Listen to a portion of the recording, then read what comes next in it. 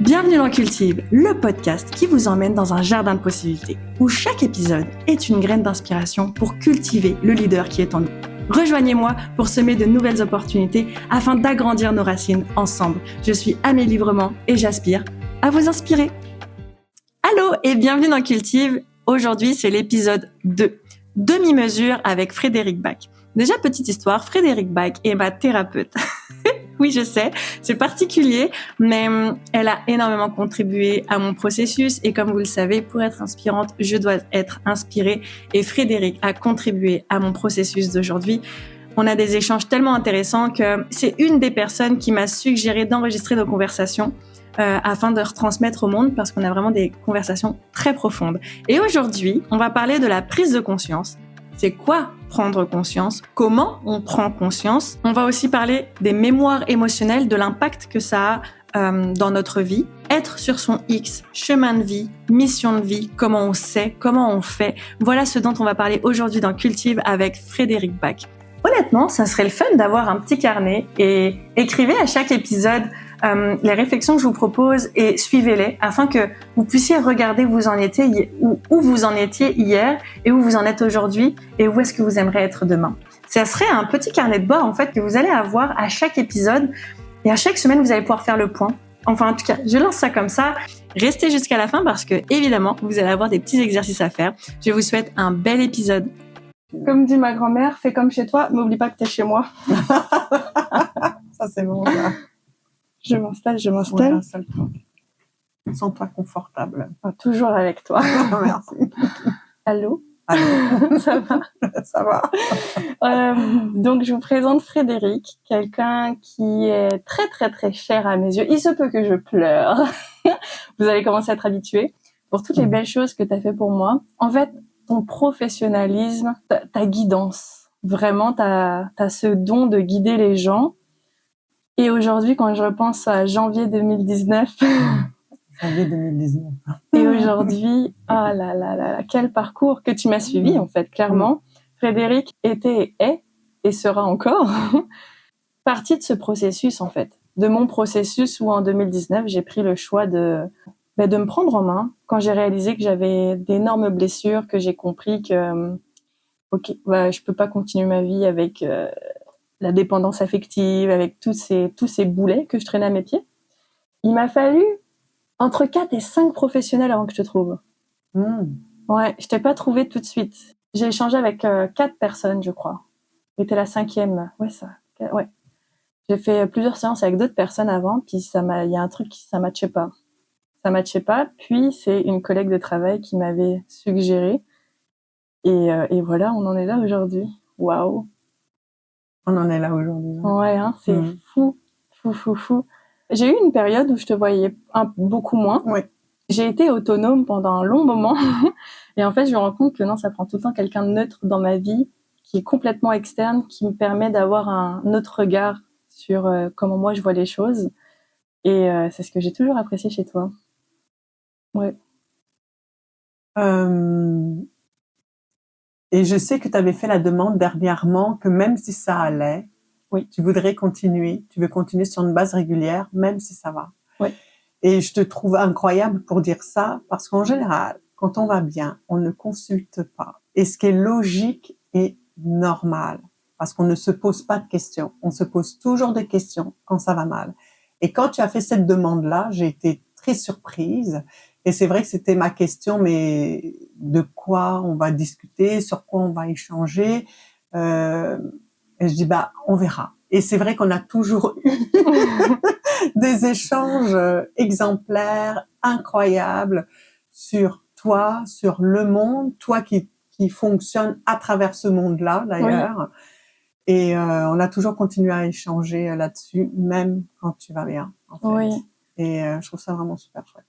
Mais c'est même toi qui m'as appris ça. Quand je venais te voir, c'est parce que j'allais pas bien.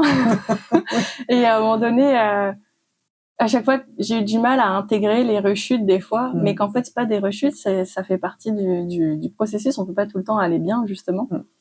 Et maintenir en fait cette routine entre guillemets où une fois par mois, je viens te voir chaque début de mois. C'est comme, ok, dans quelle perspective je me lance pour ce mois-ci? avec la mini-introspection de qu'est-ce qui s'est passé le mois dernier et les façons dont tu m'aides à me guérir. Il y a des choses qui vont bloquer, que je vais pas voir, en fait.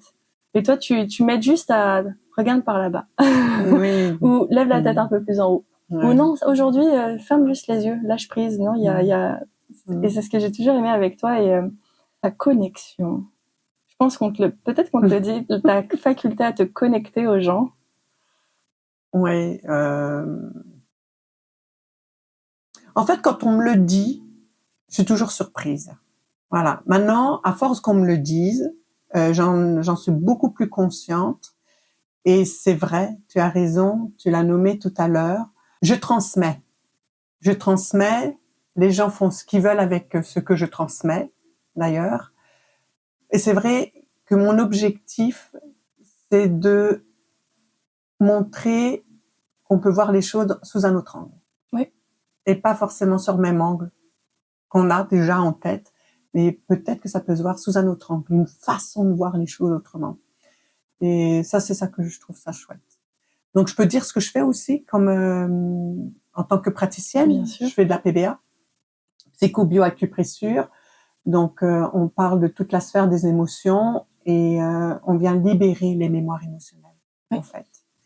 Et ce que j'aime en particulier de la PBA, c'est justement ça, c'est de montrer un autre angle de sa vision.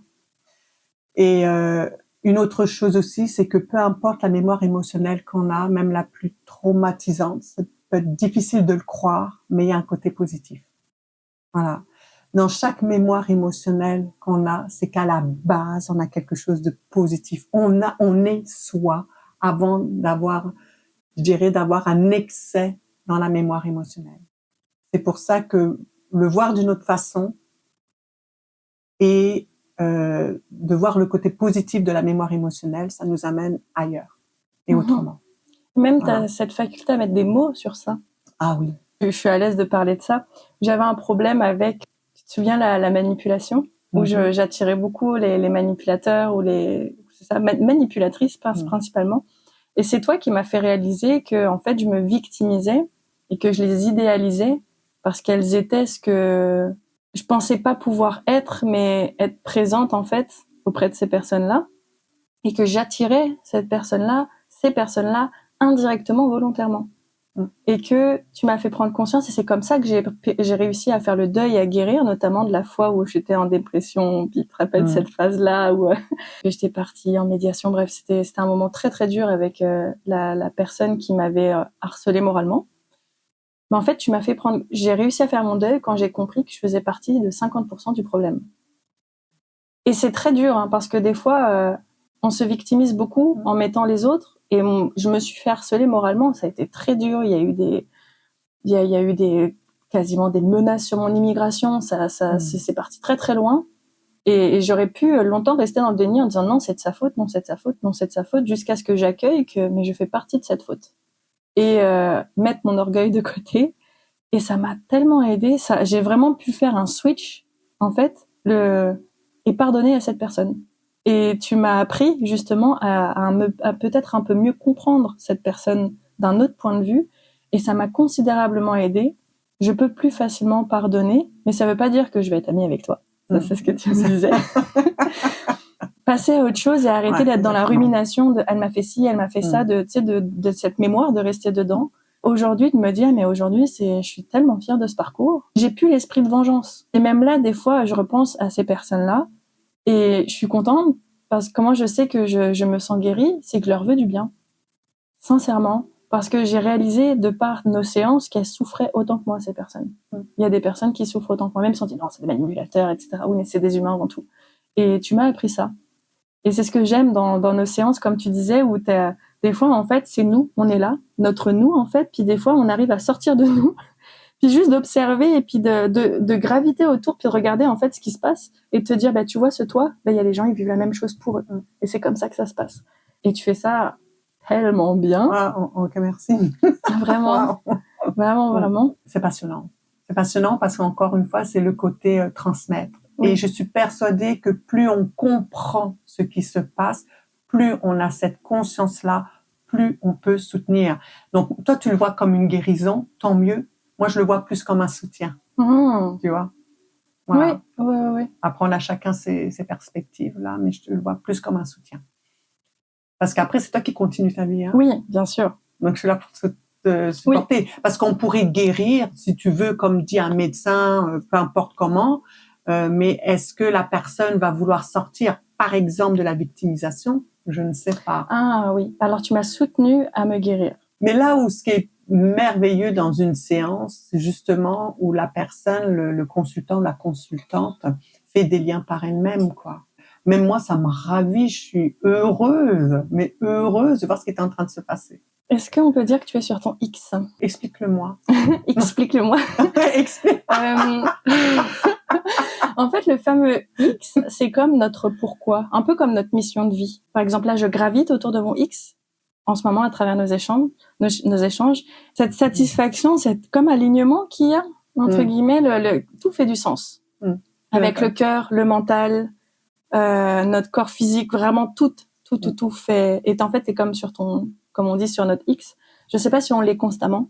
Pour moi, on gravite souvent autour et c'est dans des moments, l'instant présent, qu'on est sur notre X avec cet échange, cette connexion.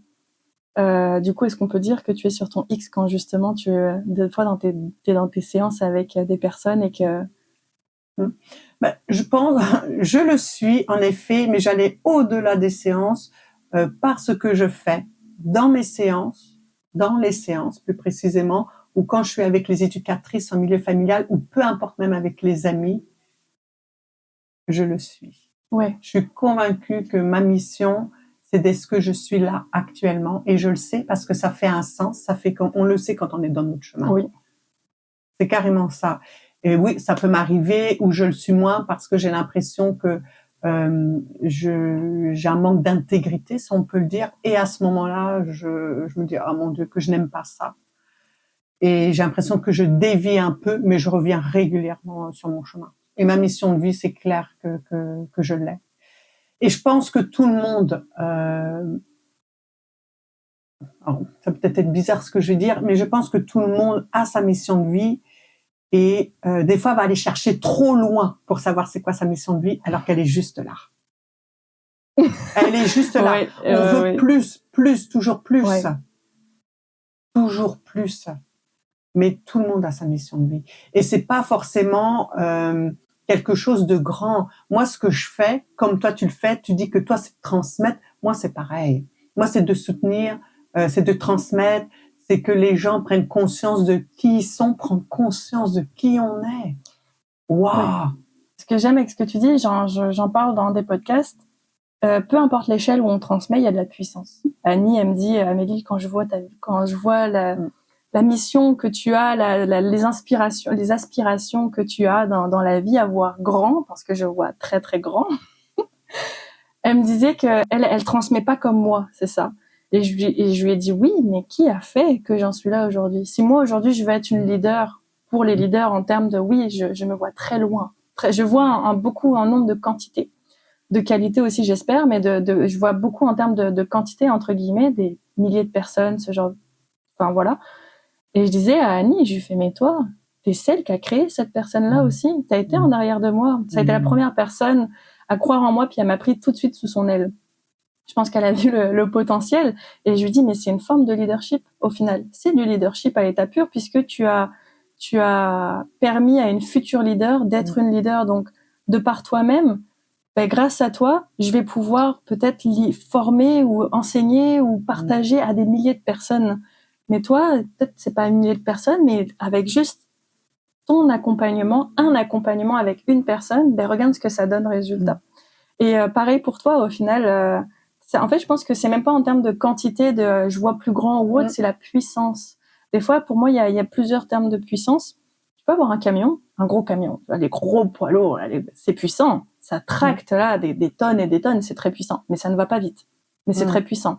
Une voiture de course, elle peut pas tracter ce qu'un un camion peut faire. Et pourtant, elle va extrêmement vite, elle est énormément puissante. Donc en fait, les deux puissances sont différentes, mais il n'y en a pas une qui est plus puissante que l'autre. Ouais, je suis d'accord avec toi. On a chacun sa façon de transmettre. Et tout le monde n'est pas fait pour transmettre. Comme tout le monde n'est pas fait pour être médecin, par exemple, ou tout le monde n'est pas fait pour être acteur, par exemple. Voilà, on a chacun sa mission. Mais on le sait tout de suite quand on est au-delà de son chemin de vie ou de sa mission. Moi, j'aime bien dire chemin de vie. On peut le dire comme on veut, parce qu'on n'est pas bien avec soi. Oui. Voilà. Dès qu'on est bien avec soi, on le sait. C'est fait d'une façon naturelle. Ce que ça veut dire, c'est qu'il y a des gens qui sont faits pour gagner de l'argent, être très riches. Par exemple, comme il y en a d'autres, non, mais par contre, ils ont une autre mission. Pourquoi tout le monde devrait être pareil? Pourquoi? Pourquoi chercher plus de ce qu'on est? Moi, si on parle au niveau, par exemple, je sais pas pourquoi on parle d'argent, mais par exemple, au niveau de l'argent, ce que je gagne, pour moi, c'est suffisant. J'ai pas besoin d'aller voir plus. Ça me suffit. Mon chemin de vie est ailleurs. Ça veut pas dire que je vais quémander ou je me considère pas du tout comme une pauvre, mais absolument pas. J'ai ce qu'il faut pour moi. La petite d'assaut. Je vais pas chercher plus loin. Je te comprends parce que ton revenu est par ce que tu reçois avec l'échange que tu as avec le sens en fait qui est en arrière de ça. Et c'est correct aussi d'avoir de l'argent, c'est correct aussi de ne pas en vouloir plus. C'est comme tu parlais de la, tu sais, on se comparer. Et tout à l'heure c'est drôle parce que j'ai vu une petite vidéo de Daniel Henkel qui disait on est tous uniques, donc c'est normal qu'on est tous différents. Et que chacun sa mission de vie qui est différente. Même si tu parlais de Annie, par exemple, Annie qui va transmettre d'une façon différente et toi, tu vas transmettre d'une autre façon. Et dans les deux cas, c'est puissant. Voilà. Mais alors, j'ai une question pour toi. Parce que tantôt, tu disais, quand on est sur un peu notre mission, notre chemin, entre guillemets, notre chemin, déjà, c'est quoi un chemin de vie pour toi? Et c'est quoi être bien dans notre chemin de vie? Mission de vie, son chemin de vie, je pense que ça peut être la même chose. Voilà. Comment on est bien, comment on sent qu'on est bien, parce que pour moi, on n'est pas à côté de la plaque. Et je le ressens dans mon corps. Je le ressens que je suis bien dans mon corps. Souvent, on dit qu'il faut être bien dans sa tête pour être bien dans son corps, et c'est faux. C'est le corps qui nous envoie des messages à notre cerveau. C'est avant tout le corps qui va te dire où est-ce que tu as mal, en fait. Et c'est le corps qui va envoyer l'information au cerveau. Et après, c'est évidemment le cerveau qui analyse ce qui est en train de se passer dans le corps. Et si je me sens bien dans mon corps, je ressens, moi, je sais pas, une ouverture de mon plexus solaire, je peux me sentir bien au niveau de mon cœur, ou peu importe, même au niveau du chakra sacré, etc. Enfin bon, bref, je sais que c'est là. J'ai même pas de doute. J'ai pas de doute à partir du moment où je fais confiance dans mon corps. J'ai parlé du mot confiance dans mon corps. C'est pas juste la confiance ici, là. La confiance dans son corps. À qui je peux me référer pour avoir confiance dans son corps. Je sais que je me trompe pas. Et je n'ai pas besoin d'aller vérifier ailleurs. Je le sais, je n'irai même pas vérifier ailleurs. Comment tu as fait pour en arriver là? Pour ce processus, parce que c'est un processus, je te comprends, parce qu'aujourd'hui, comme toi, j'écoute tout à travers mon corps, même si des fois je suis encore un peu têtue. Mais mon corps, c'est... il te trompe pas. Hein. Il me trompe pas, exact. J'écoute. Et d'ailleurs, j'en suis là principalement grâce à mon corps. Parce que je l'écoute. C'est tout un processus. Parce que c'est mon corps qui me dit ce qui se passe dans la vie maintenant. Il y a des gens, combien même il y a des personnes, je les connais pas. Il y a quelque chose qui me dit, non, je vais pas chercher plus loin, je fais confiance à mon corps. Dans mon cas, personnellement, comment j'ai dû apprendre à faire confiance à mon corps, c'est aussi à travers mon intuition. J'ai l'impression que des fois, c'est très lié. En tout cas, dans mon cas, mon intuition passe beaucoup à travers mon corps. Et il a fallu que j'assume les conséquences de ne pas avoir écouté. C'est comme ça que j'ai appris, personnellement, à écouter mon corps aujourd'hui, en subissant, entre guillemets, le choix de ne pas écouter mon corps et mon intuition, par peur, parce que ça fait pas de sens, parce que ceci, parce que cela. Parce que ça fait pas de sens. Parce que ça fait pas de sens. Pas de sens dans le corps. Dans la tête, je veux dire. Et quand ça fait pas de sens dans la tête, même si on a notre ressenti, on dira non, c'est pas possible, ça marche pas. Parce que tu parlais de tout à l'heure, le doute. Ouais. Donc en fait, quand tu es dans le doute, c'est-à-dire que tu n'as pas confiance. Et le doute, c'est un manque d'information, indirectement. C'est-à-dire que tu doutes. Ça, c'est pas une peur, hein. C'est vraiment un doute. Donc, un manque de confiance, au final. Et en fait, c'est faire ce switch, en tout cas pour moi personnellement, ça a été ça, d'en prendre conscience. Et à travers nos séances, tu m'en as fait prendre conscience avec Annie. En fait, mon entourage, des bonnes personnes m'en ont fait prendre aussi conscience puisqu'elles sont là où moi je n'étais pas encore. Mais tu vois, le doute, tout à l'heure, on parlait d'une mémoire émotionnelle qui a des côtés positifs et des côtés, quand c'est en excès, c'est plus d'inconvénients. Mais le doute, c'est intéressant. Parce que le doute, ça permet de se remettre en question. Oui. Aussi. Tu vois? Est-ce que je suis sur la bonne voie ou pas? Maintenant, l'inconvénient, c'est d'y rester. Et peut-être, justement, de développer, où ça va avoir un impact sur la confiance, sur l'estime de soi, et peut-être une forme de culpabilité aussi, tu vois. Mais la culpabilité, il y a du côté positif aussi, de toute façon. Oui, d'ailleurs, je me souviens de notre dernière séance. Tu avais dit ça, la culpabilité, ça peut être bon, mais en excès, ça ne l'est pas. Et voilà. L'excès, d'ailleurs, je l'ai noté, l'excès. Ça m'a fait tellement réfléchir. Est-ce que tu voudrais reparler de ça? Est-ce que tu m'en avais, comme de continuer en fait, ce que je t'ai coupé clairement, mais de continuer ce que tu disais où tu parlais de l'excès, le doute, ça peut être bon parce qu'elle remet en introspection. La culpabilité aussi peut être bon parce que mais l'excès. Voilà. La culpabilité dans le côté positif, si on peut dire, c'est vrai que ça va aller vers peut-être comme une forme de victimisation, mais la victimisation, c'est pas mal. Ça nous permet de parler, ça nous permet justement de déculpabiliser, donc d'avoir moins mal, et ça nous permet d'être porté par quelqu'un d'autre. L'inconvénient, c'est qu'on reste là-dedans, qu'on est persuadé que ce qu'on vit, c'est vrai. Oui. Donc, on peut plus se remettre en rétrospective. On peut plus sortir de là-dedans. En fait, c'est ça l'inconvénient. Parce qu'on peut plus se remettre en question. En fait, voilà, on va avoir comme une forme d'une pensée un peu plus rigide. C'est la faute de l'autre. De toute façon, c'est pas la mienne. Mais au départ, il y a quelque chose de positif là-dedans. Parce que la limite est très légère entre l'excès et l'introspection et se rendre compte qu'en fait on est dans l'excès. Est-ce que c'est grâce à l'excès qu'on se rend compte qu'on est dans l'excès? Certaines personnes peuvent, comme certaines personnes n'en prennent pas conscience parce que quand on n'a pas conscience, on n'a pas accès à l'information. Déjà. En tout cas, c'est très difficile. Et il y a des gens qui ne peuvent pas se rendre compte que c'est en excès parce que c'est plus confortable pour eux d'être dans cette position. Parce qu'encore une fois, c'est trop souffrant. L'humain n'est pas fait, ne veut pas souffrir. Donc, il va tout faire pour le rejeter. Alors, on s'en rend pas compte. Ou alors, on s'en rend compte, mais on veut se masquer. On veut pas voir, on veut camoufler. Voilà, ça fait moins mal. Est-ce que c'est lié à la prise de conscience? Est-ce que tu peux avoir une prise de conscience et te masquer? C'est vraiment intéressant comme question.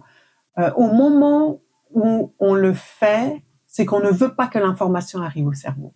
On ne veut pas. Donc, c'est comme s'il y avait un petit minus de conscience, mais qu'on va le camoufler tout de suite parce qu'on veut surtout pas avoir conscience de ça. Parce que si on a conscience de ça, ça veut dire qu'il faudrait carrément changer. Déjà, accepter de souffrir. Si on peut le dire, accepter. En tout cas, je rentre dans une autre souffrance. Je rentre dans une autre façon de voir les choses. Alors que peut-être d'être victime, justement, ça m'apporte beaucoup de positif. Et si je suis plus victime, on va plus s'occuper de moi. Qu'est-ce qui va arriver? C'est un exemple que je donne. D'accord? Ça veut pas dire que c'est pareil pour tout le monde. Mais quand on sait que la victimisation, c'est quelque part, on est supporté par les autres. Et là, qu'est-ce qui va se passer si je le suis plus? Est-ce qu'on va encore s'intéresser à moi? Le rejet, l'abandon. Par exemple. Ou l'exclusion. Oui, l'exclusion. Par exemple. Donc, tout à fait. Donc, par exemple, je te donne un exemple.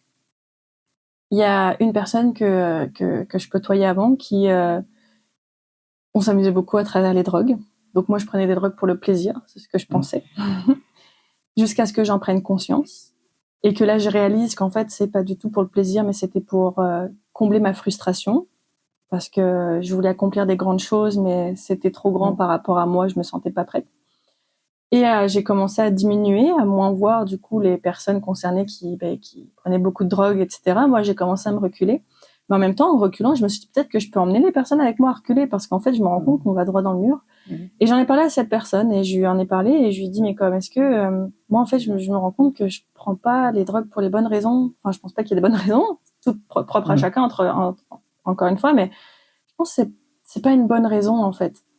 Et cette personne m'a dit, tu sais, avec tout ce que j'ai vécu dans ma vie, je conscientise ma consommation, ce que cette personne m'a dit, et je le sais que si je prends des drogues, c'est parce qu'il s'est passé ça dans ma vie. Et je me suis dit, mais comme, je me suis comparée, forcément, et je lui dis, tu sais, moi aussi, il m'est arrivé ça, ce n'est pas une excuse, mais pour toi, c'est une excuse. Et cette personne, c'est comme un peu braqué, et c'est correct, tu sais, c'est pas évident non plus, mais si cette personne me dit qu'elle en a conscience de ça, est-ce qu'elle est vraiment consciente de ce qu'elle fait?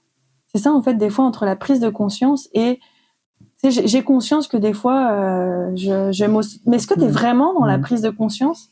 Est-ce que t'es pas en train de commencer à prendre conscience? La prise de conscience n'est-elle pas là au moment donné où tu mets l'action? Moi, si une personne me dit qu'elle a conscience de ça et qu'elle est en train de te sortir toutes les raisons pour lesquelles elle en prend, pour moi, la personne en victimisation, elle n'est pas dans la conscience. Elle est juste consciente qu'elle en prend, mais elle n'est pas consciente que c'est pour cette raison-là qu'elle en prend. Parce que te donner les raisons, parce que moi, je sais pas n'importe quoi, hein. Par exemple, j'étais battue par mes parents, on ne m'écoutait pas, j'ai pas pu sortir de chez moi, voilà pourquoi je suis comme ça, voilà pourquoi je suis toujours en colère, et voilà pourquoi il me faut de la drogue, ça me calme ma colère. Par exemple, mais c'est une bonne raison, hein, elle a trouvé un moyen pour calmer sa colère. Mais elle en a trouvé un autre pour se détruire. Ouais, mais ça la regarde. Ouais. Et c'est ça le libre arbitre. Chacun a la liberté de faire ce qu'il veut de sa vie à partir du moment où il ne nuit pas à l'autre. Il ne nuit pas à l'autre. Comme la fameuse phrase, ta liberté termine là où commence celle de l'autre. C'est exactement ça. Je sais des fois on saute un peu du coq à l'âne, mais ça va toujours dans le même sens. C'est exactement la même chose quand on a des enfants, pour vrai, et que, moi je sais pas, on dit que je suis médecin et on a le projet pour ces enfants d'être médecin, mais justement, il y a un de mes enfants qui va être acteur. C'est la même chose. Est-ce que je vais lui dire non, tu devrais pas être acteur parce qu'il y a ça, tu devrais être médecin parce qu'acteur c'est pas respecté, etc. Est-ce que c'est aimer son enfant? Est-ce que c'est l'aimer pour ce qu'il est? Ou lui laisser montrer son amour pour lui laisser la liberté de faire ce qu'il veut? Ou comme aussi la même chose, on avait un amoureux et puis on veut pas le lâcher, mais si cet amoureux il passe, on l'aimait tellement que ça, de lui laisser cette liberté de faire ce qu'il veut, de partir. C'est ça le véritable amour, je pense. D'ailleurs, dans la foi chrétienne, on dit que Dieu a laissé le libre arbitre. Exactement. Parce qu'il nous aime tellement qu'il nous laisse le choix. Exactement. Et c'est tellement intéressant parce que tu vois, mon premier réflexe, j'ai commencé à juger en disant oui, mais ça c'est pas bon, ça l'a détruit. Mais c'est dur entre le jugement et le constat, parce que je me dis, est-ce que je pense que cette personne se détruit quand je vois tout son potentiel et qu'elle ne fait pas comme je pense qu'elle devrait faire? C'est clairement ce que tu me fais réfléchir, entre guillemets. Ou entre, c'est son choix. Mais c'est dur d'accepter, en fait, le choix de cette personne quand tu sais le potentiel qu'elle a, quand tu sais comment ça détruit sa vie, quand tu le vois, parce que encore une fois, mais qui suis-je pour dire que ça détruit la vie d'une telle personne? Mais d'un autre côté, je me dis, c'est dur encore la limite, mais d'un autre côté où je voyais certaines, ou moi, je vais pas dire elle, je vais dire moi, jusqu'à voilà, ok, je viens d'avoir ma réponse. C'est dur en fait, parce que quand tu vois chez les autres, c'est plus facile que quand c'est moi. Je me revois les fois où quand je fumais des joints, je fumais et je pouvais en fumer 5-6 d'affilée jusqu'à ce que je sois complètement défoncée. Et c'était rendu que ça s'annulait, que j'étais plus défoncée tellement je fumais. Mais pour moi, je me détruisais pas. Par contre, elle en face, oui. Elle, vu ce qu'elle prend, oui. Mais encore une fois, c'est être dans ce déni-là. Et en fait, du coup, c'est ça. Quand tu prends conscience, quand tu dis que tu prends conscience, mais que tu utilises des justifications pour te victimiser, ce n'est pas avoir conscience. Ou alors, tu es peut-être en processus d'avoir de prise de conscience? Ce que je pense, en fait, c'est qu'on va se servir des événements qu'on a vécus pour être dans la victimisation. Ce qu'on ne veut pas, c'est qu'est-ce qui se cache derrière cet événement. Et tant et aussi longtemps qu'on sera dans les événements qui se sont passés, qu'on ne veut pas voir l'émotion qu'il y a derrière, eh ben on ne sera pas sur son véritable chemin de vie. Mais comment tu fais pour avoir cette prise de conscience? Parce que c'est un pattern en fait. C'est clairement un pattern. Qu'est-ce que ça prend au-delà d'une séance avec toi? Ben voilà. Parce que moi, il m'en a fallu plus. Non, mais je pense que je pose la question, mais je vais ajouter une réponse, puis je serais curieuse d'entendre ta réponse. Je pense que moi, personnellement, ce qui a fait que j'ai pris la décision, comment tout s'est déclenché, c'est que il y a une amie, j'enchaînais les relations toxiques. Puis c'est tout le temps les autres le problème, forcément, hein, c'était jamais moi. Et tout le temps, mes copains me trompaient, tout le temps. Et la dernière, et là c'est là où j'ai eu mon déclic, c'est drôle, hein. En fait, des fois, je pense que la vie fait en sorte. Vraiment, c'était tout le temps le même pattern, et c'est tout le temps la faute des autres, sauf que là, un jour, c'est le pattern le même, mais d'un autre contexte. C'est qu'un jour, je fréquentais un homme, puis celui-ci, il m'a dit, désolé, on arrête de se voir parce que tu ne m'attires plus sexuellement. Ça m'a détruit. C'est la première fois qu'on me disait ça. Et je pense que c'est la première fois qu'un homme me rejetait. Parce qu'habituellement, c'est moi qui contrôle. C'est moi la dominante. C'est moi la veuve noire à ce moment-là. Vraiment, clairement, là, dans mes relations avant, c'est ça. Puis là, ça m'a comme, ça me fait bizarre. Comment ça, moi, je suis repoussante sexuellement? Moi? C'était ça, là, en 2018-2019. Puis j'en ai parlé à une amie, puis elle m'a dit, mais Amélie, en même temps, t'attires tout le temps les mêmes personnes. Soit ils te trompent, puis là, bizarrement, t'es pas... c'est comme... ça peut-être à toi de te remettre en question. Et ça m'a fait mal. Et je me suis dit, mais oui, elle a raison, quand je fais le point, telle personne m'a trompée, telle personne m'a trompée, telle personne m'a trompée, telle personne m'a trompée. Et j'ai commencé à prendre conscience que oui, je vais sélectionner, en fait, les personnes, je vais aller créer mes propres patterns. Comment on fait pour avoir ces prises de conscience-là, des fois, quand t'es dans le siphon, là? Qu'est-ce que ça prend, des fois, quand tu le vois, tu le sais, tu penses que tu le sais, mais en fait, tu fais toujours rien parce que ça prend la mise en action, d'arrêter de se victimiser. Comment toi, tu vois les choses? Je serais vraiment curieuse d'avoir ton point de vue par rapport à ça. Mais tu l'as dit, hein. Tu l'as dit, tu as eu une personne à l'écoute qui t'a écouté, mais ça aurait pu ne pas être suffisant, mais à ce moment-là, tu étais ouverte, tu étais à l'écoute de quelque chose. Voilà, tu as une sensibilité qui fait que tu es à l'écoute. Parce que c'est vrai que chaque personne est différente. C'est vrai qu'on a beau même dire des choses et ça ne passe pas. Alors que peut-être 1 an après ou 6 mois après ou même 10 ans après, il y a quelqu'un qui redit la même chose, mais là, ça a passé. Ouais. Et c'est vrai qu'on ne sait pas à quel moment ça va passer. Sérieusement, je ne sais pas. Voilà. Hier, je suis allée voir une amie. C'est une amie qui va me répéter souvent la même chose, d'ailleurs. Et à un moment donné, elle voit en blanc ou en noir. Il n'y a pas de juste milieu, de nuance. Et j'avais déjà dit clairement, parce que je suis assez directe, clairement les choses, et ça ne marche pas, j'ai beau lui dire comme ça marche pas, je vais dire, je vais le prendre d'une autre façon. Et je lui dis, car tu sais, toi tu en vois en noir et blanc, c'est parfait. Mais je lui dis, moi je dis je vois, parce que j'ai parlé de moi je suis souvent dans la zone grise. Ce qui est difficile, c'est vrai, dans la zone grise, c'est que ça peut être plus difficile de savoir quelle décision je dois prendre ou ce que je dois penser, parce que c'est ni noir ni blanc, parce que dans cette zone-là, ça veut dire qu'il y a plusieurs possibilités. Mais toi, le fait de ne pas voir que tu peux être dans la zone grise, tu ne vois pas ce qu'il est en train de faire, cet homme-là, pour toi. Et il a fallu que je lui montre d'une certaine façon. Et elle m'a dit oui, en effet, je ne le vois pas ça, puis je ne peux pas le voir. Première fois qu'elle disait ça. Donc, il y a eu un début conscience. Et c'est ça qui est difficile, c'est à un moment donné, quand on répète toujours la même chose, ça ne marche pas. De quelle autre façon on peut aller expliquer les choses? Et j'espère de tout cœur pour que cet ami-là, en fait, le voit d'une autre façon. Mais je sais que la façon dont je la portais, ça ne marchait pas. Et je lui dis, parce qu'elle aurait pu se sentir, même une autre amie qui me disait, je me suis sentie critiquée par toi. Et je lui dis, jamais j'ai voulu ça. Si je t'ai parlé de cette façon-là, c'est parce que je ne pouvais pas te voir comme ça. Je voulais prendre soin de toi. Mais ce que ça m'a apporté, du coup, de dire, j'ai peut-être une autre façon de parler, je dois parler peut-être d'une autre façon. Donc même les autres m'apportent des choses, mais ça veut dire quoi? C'est être à l'écoute. Si on n'est pas à l'écoute, ça ne marchera pas, on peut ne pas avoir conscience. Est-ce que pour avoir l'écoute, ça prend de mettre son orgueil de côté? Comme l'ego. Mm. Moi, je pense que l'ego, on en a besoin. C'est grâce à l'ego qu'on grandit. C'est grâce à l'ego qu'un enfant évolue et va arriver à s'affirmer. Je pense que l'ego, c'est ça que ça permet. Et c'est encore une fois l'excès. Oui. La même chose que nier son ego. Nier son ego, ça veut dire que c'est nier qui on est. Avant tout, on est quand même humain. Oui. On n'est pas parfait. On n'est pas un ange, on n'est pas Dieu, on n'est pas Jésus. Ah bon? On est là, même s'il y en a certains qui le veulent. Mais on est humain. Et un humain a un ego.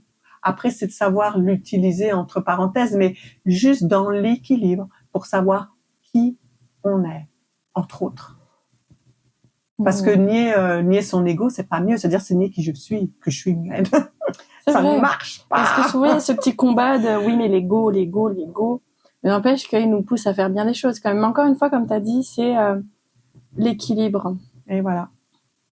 L'équilibre. Bien sûr que des fois, on peut être un peu plus dans son ego, un petit peu moins dans son ego, comme dans tout. Comme dans la mémoire d'abandon, c'est la même chose. Si on n'avait pas cette mémoire en soi, qui on serait? Avant tout, le côté naturel de l'humain, c'est de créer des liens. C'est créer des liens. C'est d'être en relation, de développer de l'empathie. Si on n'avait pas ça, cette mémoire-là, d'une façon naturelle, on pourrait pas créer de liens, on pourrait pas faire partie d'un clan, on ne pourrait pas être empathique par rapport à ce que l'autre vit. C'est toujours l'excès qui va nous amener à, par exemple, c'est moi la première personne qui va lâcher l'autre personne, qui va l'abandonner. Parce que j'en souffre. C'est l'excès qui t'a rendu comme ça, qui a fait ce geste-là. Est-ce que l'excès ne permettrait pas la progression? La prise en compte de... Parce que si tout est équilibre, là je parle pour comme entre guillemets en dernier thème du podcast, c'est tellement intéressant ce que tu dis. Donc du coup, est-ce que si tout était tout le temps équilibre, est-ce qu'il y aurait progression? Est-ce que justement l'excès, l'ego, fait que tout n'est pas parfait pour que ça soit encore plus parfait justement? Par exemple, si l'équilibre, est-ce que c'est pas indirectement aussi trop d'équilibre égale le confort? C'est une question. C'est quand des fois t'es tellement aligné, t'es tellement que du coup t'es aligné, mais est-ce qu'il y a progression? Est-ce qu'il y a renouvellement à un moment donné où justement cet excès, ça prend pas les excès pour aller avoir l'équilibre? Et là, on parle d'excès dans la vie en règle générale. Mais dans ce qu'on vit, dans ce qu'on vit, dans les événements qu'on vit, etc. Tout le monde inspire à l'équilibre. Tout le monde inspire à sa zone de confort. Ça, c'est clair. Et ce que dirait ma prof Férouz Rouzeau, d'ailleurs, en PBA, elle dit « Soyons dans notre zone de confort pour nous recharger. » Parce que quand il va arriver quelque chose, justement, de désagréable, ça va, tout ce qu'on a pu emmagasiner, en fait, cette recharge-là, cette batterie-là, va nous permettre de pouvoir survivre ou de pouvoir sortir de ce qui a été très difficile. Je pense que dans la vie, ce qu'on vit dans la vie, les événements, en fait, c'est eux qui vont nous rappeler où est-ce qu'on en est au niveau de nos mémoires émotionnelles. Voilà. Et une mémoire émotionnelle est jamais libérée à 100%. Parce que si elle était libérée à 100%, on nierait notre nature. Oh. Parce que la PBA, avant tout, c'est d'aller rencontrer qui on est. Et c'est pour ça notre nature. Donc c'est pour ça que je dis que notre chemin de vie aussi se fait aussi par la libération des mémoires. Justement. Parce que la PBA va libérer ces mémoires qui sont en excès pour les rencontrer qui on est, nous, véritablement. Ça, c'est notre chemin de vie. Même si ça fait plusieurs années que je fais ce travail-là, en tant que praticienne, bien sûr que j'ai des mémoires émotionnelles aussi. Et c'est la vie qui me le rappelle et je deal avec ça. Et c'est incroyable. Donc, Et pendant quelques années, pas quelques années, mais quelques mois, j'ai eu beaucoup de colère. Et à un moment donné, j'ai dit stop, j'arrête. Mais je suis allée chercher derrière cette colère. Pourquoi je suis en colère? Et bien sûr, comme toi, ça a été facile pour moi de dire c'est la faute de machin, gna gna gna gna gna gna. Mais à un moment donné, j'ai dit c'est bien beau de dire c'est la faute de machin, mais qui est en train de se détruire, c'est moi. Est-ce que j'ai le choix de continuer de bavasser contre les personnes ou de prendre soin de moi, comme tu disais tout à l'heure avec tes dents? La même chose. Prendre, parce que les dents, c'est son identité, entre autres. Hein. Ah, c'est drôle. Voilà. Dans l'identité. Ah oui. Et dents. Et dedans. Et dedans. En dedans. Identité. Et voilà. Donc voilà. Et la vie nous le rappelle, c'est tout. Après, c'est avec notre résilience, notre écoute, ce qu'on vit, ce que les autres peuvent nous amener aussi. Ça ne veut pas dire qu'on est toujours prêt à écouter ce que les autres disent, mais à un moment donné, on le fait, surtout quand on a toujours le même pattern. Mais ceci dit, si les personnes sont contentes d'être toujours dans les mêmes patterns, pourquoi pas? Oui, c'est pas nos combats. C'est ça qui est le plus dur, justement. Et voilà. Et la zone de confort, pourquoi ne pas rester dans la zone de confort? Ça fait du bien. Mais ce qu'on peut faire, comme dit Férouz Rousseau, la directrice de l'Institut de l'Art, en fait, elle dit, élargissons notre zone de confort. Oui. Pourquoi irons-nous lâcher quelque chose qui nous rend en sécurité? Eh ben, on va élargir nos zones de confort. Et on va pas lâcher prise comme tout le monde le dit. Lâchons prise. Non, pourquoi? C'est comme aussi l'ego. Pourquoi faut enlever l'ego? C'est nous. Tu vois, il y a plein de petites choses comme ça. Qui font les grandes choses, qui font les grandes actions. Et voilà. Qui font que, à travers tous tes enseignements, ta guidance, ton soutien, fait que aujourd'hui, à mon tour, je veux transmettre. Parce que, en fait, pour clôturer tout ça, c'est intéressant parce que quand j'ai eu ma première prise de conscience, j'ai eu une prise de conscience de j'ai des problèmes. J'ai des gros problèmes. J'ai eu une autre prise de conscience le jour où j'ai banalisé un événement traumatisant de ma vie, puis que j'utilisais ces événements-là pour avoir la pitié. Et tu te rappelles, j'exagérais beaucoup. Un jour, j'en parlerai dans un podcast. Là, je me sens pas encore prête, mais j'en parlerai. Et j'utilisais la pitié et j'exagérais. Je pensais que je mentais, alors qu'en fait, il y avait un très grand fond de vérité que j'étais dans le déni, clairement. Et un jour, cette personne m'a dit « Mais est-ce que tu te rends compte que c'est très grave ?» Et ça a été la première personne à considérer. Moi, je cherchais sa pitié, je cherchais son affection, et lui m'a fait part de « Non, c'est très grave ». Et arrivaient mes crises d'angoisse, juste après. Et en fait, c'est drôle parce que là, j'ai eu prise de conscience de « Il faut que j'ai des problèmes ». Donc, j'ai eu une prise de conscience et ça m'a apporté d'autres problèmes, entre guillemets, puisque ça a réveillé un espèce de jardin de possibilités de, OK, il y a énormément de problèmes, en fait. Et des problèmes que je voyais même pas. D'ailleurs, un peu comme un jardin, les champignons, on voit que 30% de ce qu'il y a sur la surface, tout est en dessous. Ben, moi, c'était pareil. Et en fait, plus j'essayais de me, entre guillemets, je vais pas dire guérir, de m'explorer, en fait, à travers mes blessures, plus j'en créais d'autres. Parce que c'était tellement fort, et c'est là où je suis tombée dans les drogues. Au moment où j'ai voulu me guérir émotionnellement, et c'était très profond, et en fait, ça a créé une autre blessure, entre guillemets, et en même temps, je guérissais d'autres blessures. Tu sais, c'était vraiment bizarre, et c'est drôle parce que 2019, c'est cette année-là où, même 2019-2020, où justement, je suis tombée dans les drogues. À force de travailler tellement en profondeur en moi, que je pense que, après, ça fait partie d'un processus. J'ai envie de dire sincèrement que ça m'a aidé. Il y a des fois où, quand j'étais sous drogue, ça m'a considérablement aidé. Je vais pas dire prenez drogue pour que ça vous aide, pas du tout. Ça m'a aidé. Je dis pas que c'est ça qui m'a réglé mes problèmes. Ça en a créé tellement d'autres. Et j'ai été accrochée à ça, puisque ça m'aidait, puisque ça me soulageait, parce que je prenais d'autres prises de conscience pendant que je prenais des drogues. C'est là où je prenais conscience de il y a ça, j'ai parlé de ce poids-là. Ça m'a aidé, en fait, et jusqu'à ce que, en fait, les drogues ont été un peu ma béquille, mais en fait, j'étais en train de me blesser l'autre pied. Clairement. Jusqu'à ce qu'en fait, je trouve mon équilibre et que, du coup, ça a été cette prise de conscience en 2019 pour que je prenne conscience que finalement, j'ai d'autres problèmes. Donc, j'ai pris conscience de ma prise de conscience. Donc, du coup, j'ai réglé ça avec une béquille pour qu'au final, je reprenne encore conscience de tout ça avec énormément de recul et que je me dise, OK, non, là, c'est stop. Là, en fait, je suis partie dans un chemin. Et je suis partie, je sais plus ce que je voulais dire. Mais oui, c'est ça. Et en fait, ce long processus entre ma première prise de conscience, parce qu'avant, je ne savais pas c'était quoi prendre conscience. C'est en 2019 que j'ai commencé à prendre conscience. Et aujourd'hui, je peux dire que j'ai pris conscience de toute cette prise de conscience parce que tout le cheminement que j'ai fait, que ça soit à travers les drogues pour essayer de me guérir à tout prix, parce que je souffrais, en fait, clairement. Et que aujourd'hui, grâce à de janvier 2019 à aujourd'hui, j'ai envie de prendre tout mon parcours et de transmettre aux gens, en fait, à travers l'inspiration, parce que c'est ce à quoi j'aspire, et de pas me comparer aux autres et dire non, non, c'est comme ça. Donc moi, en fait, c'est inspirer les gens à travers mon parcours et de passer le message, c'est comme c'est possible, en fait. Faut être entouré, faut être à l'écoute. Il faut des fois, en fait, se dire que c'est possible, mais surtout l'entourage. J'en parle très souvent dans les podcasts. Demander de l'aide. Exactement, de demander de l'aide.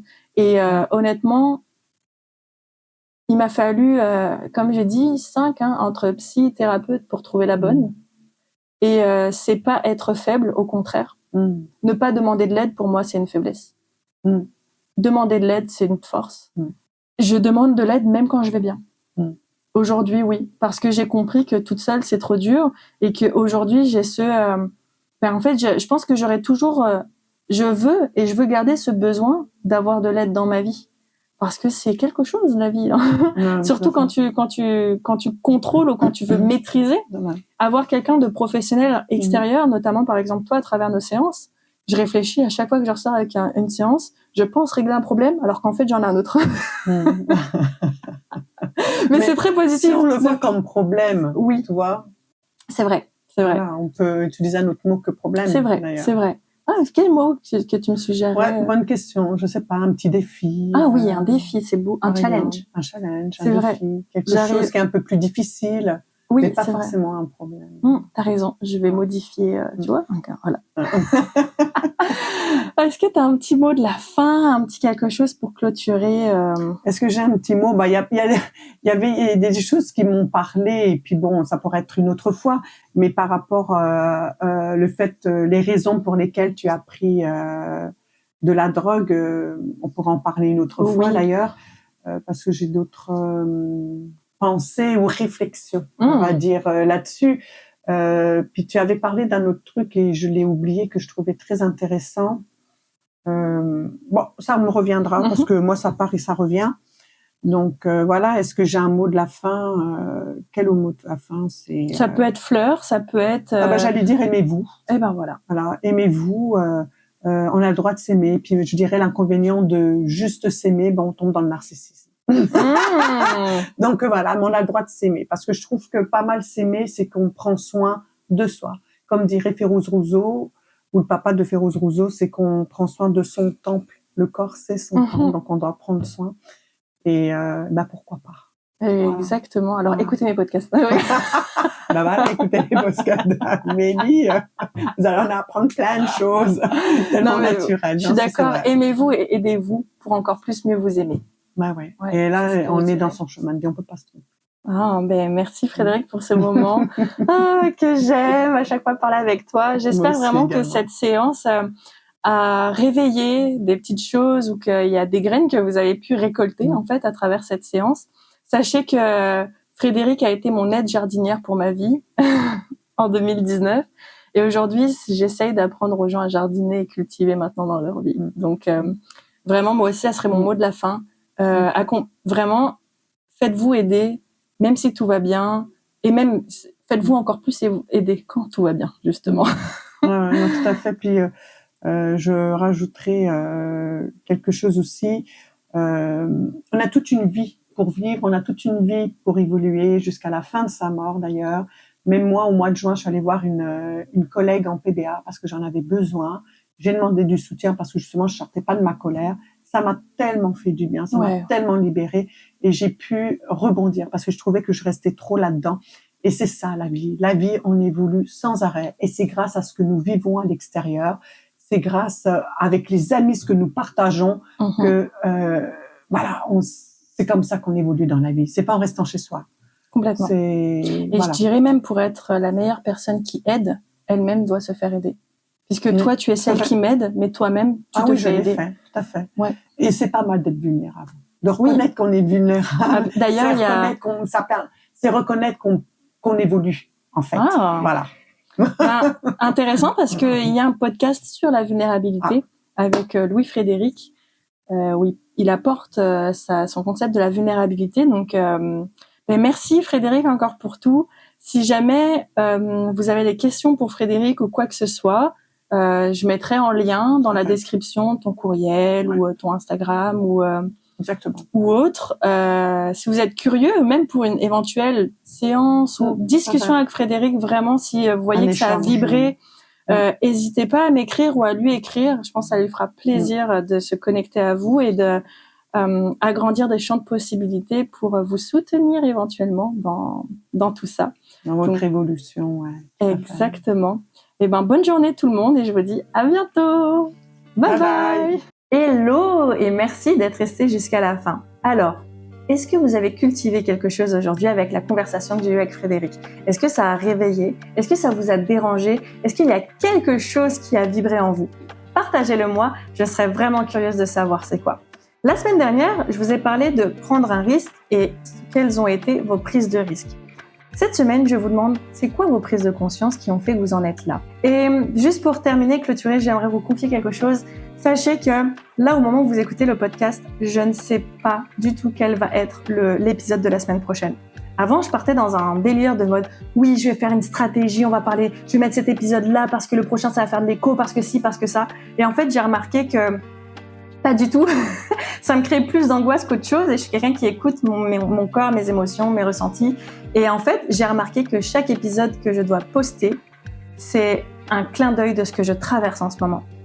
Combien même cet épisode a été tourné il y a quelques semaines, voire même quelques mois, c'est un écho de ce qui se passe dans ma vie en ce moment. Parce que je prends conscience des choses. La semaine dernière, c'était prendre un risque parce que je prenais un risque afin de publier le podcast.